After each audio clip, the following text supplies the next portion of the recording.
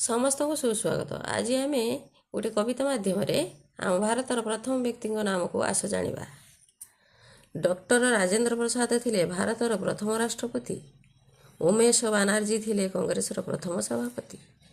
राममोहन थे भारतर प्रथम बिलात यात्री। सोनू देवी थे विधानसभा प्रथम महिला बाचस्पति। राकेश शर्मा थे भारतर प्रथम महाकाश यात्री। फतिमा बीबी थे सुप्रीमकोर्टर प्रथम महिला विचारपति।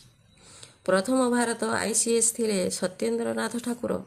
प्रथम प्रधानमंत्री थिले पंडित जवाहर। राजगोपालचारी थिले प्रथम गवर्नर जनरल। मारक्का थिले प्रथम फील्ड मार्शल। प्रथम मुसलमान राष्ट्रपति थिले जाकिर हुसैन। प्रथम इंग्लिश चैनल को पारी हुई थिले मिहिर सेन। प्रथम वाइसराय भारतर थिले लॉर्ड कैनिंग। एवरेस्ट शृंग प्रथम विजयी थिले तेनजिंग। प्रथम नोबेल पाइथिले रवींद्रनाथ ठाकुर। राजेंद्र सिंह थिले पदातिक मुख्य भारतर। जदि मोर ये भिडियोटी समस्त भल लगी था तेबे मोर भिडियो को लाइक करियो, शेयर करियो, कमेंट दबो। जय जगन्नाथ।